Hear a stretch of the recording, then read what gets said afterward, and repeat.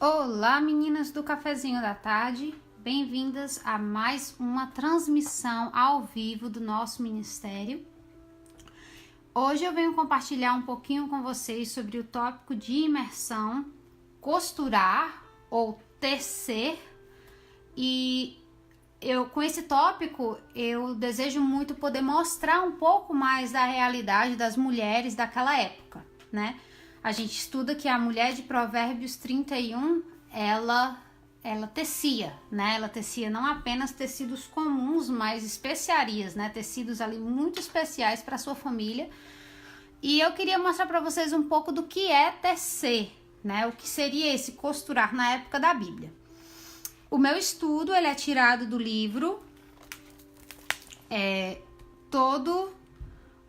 The Baker Ilustrado, o guia de estudo para o dia a dia nos tempos bíblicos. Meu desejo com isso é que nós possamos compreender um pouco mais do que era a realidade daquele povo, né? É um povo tão especial, o povo de Deus. Então vamos lá. Esse capítulo aqui, sobre costura, é muito interessante. Ela começa falando, isso aqui é um tear, quero mostrar para vocês o que era um tear naquela época. Aqui embaixo ficavam os fios presos a essas pedrinhas com buracos, que estão aqui. Eram pedrinhas que tinham, essa daqui tá vendo que tem uma fotinha de uma mulher. Elas tinham esses buraquinhos para poder passar o fio e dar um nó. E assim elas ficavam na vertical, certo? E daí a mulher ia com esses dois paus, né? Essas duas madeiras aqui, passando o fio entre elas e levantando, ó, tá aqui essa madeirinha, ela vai passando o fio entre elas e daí esse TA levanta esse fio. Daí ela passa novamente, aí o TA levanta esse fio. Hoje o que isso é feito por máquinas, naquela época era muito comum se ter um TA no lar, né? Hoje aqui nos Estados Unidos, pelo menos, muitas mulheres têm máquina de costura. É algo para mulheres que trabalham, né, que gostam de costurar. Elas têm para consertar roupa de sua família e tudo. Eu tenho uma, fiz a casa de boneca da minha filha. Então eu tenho um pouquinho do conhecimento sobre a costura. Mas eu nunca fiz um TA assim, né? E naquela época eles tinham dois tipos de TA. Tinha um TA maior para tecidos grandes e tinha um TA menor, que era o TA que a maioria das casas possuía, certo? Agora vamos compreender um pouquinho sobre o que era esse tecer, né? Essa costura na época bíblica.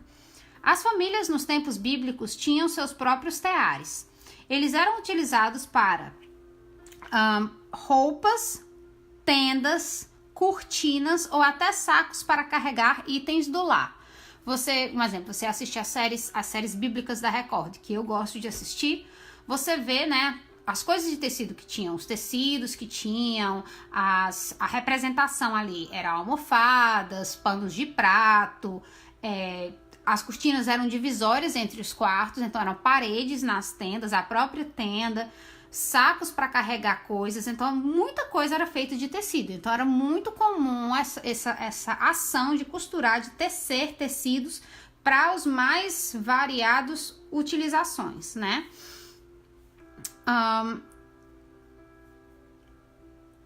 Era composto de um aro na vertical e um na horizontal que tecia os fios, criando assim o tecido, como eu mostrei para vocês.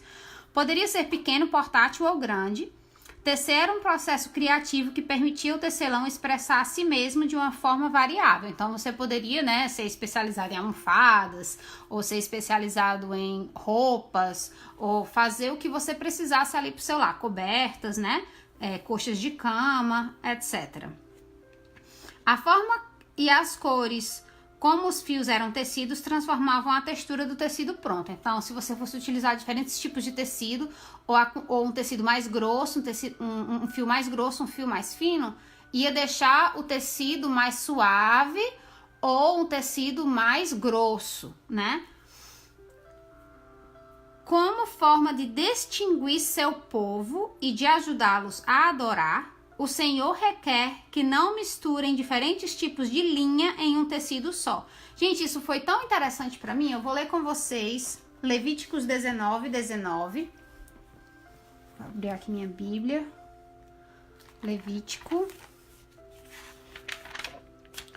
19, versículo 19 diz assim: obedeçam às minhas leis, não cruzem diferentes espécies de animais, não plantem duas espécies de semente na mesma lavoura, não usem roupas feitas com dois tipos de tecido. Então era bem claro que eles queriam uma identificação do povo de Deus, né? Naquela época o Senhor requeria deles uma identificação para o propósito de separação do povo israelita do povo pagão.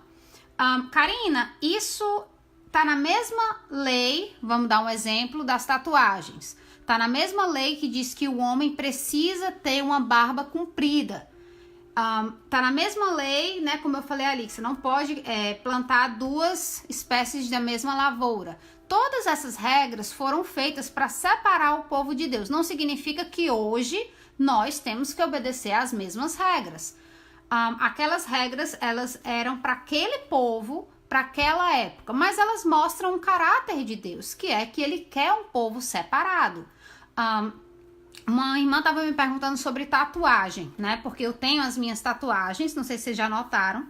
Essas tatuagens foram feitas há um ano, foi pro meu primeiro aniversário de casamento. Eu não sabia que eu tinha fibromialgia quando eu fiz essas tatuagens. A gente vinha falando que a gente queria fazer uma tatuagem de anel de casamento e alguma coisa que chamasse a atenção para o anel de casamento, desde que antes da gente casar. E a minha visão bíblica é que, assim como esse tecido, como essa regra do tecido, esse texto era para o Velho Testamento, eram para aquelas pessoas, era o povo de Israel naquela época específica. E eu fiz, não causaria escândalo à minha igreja americana.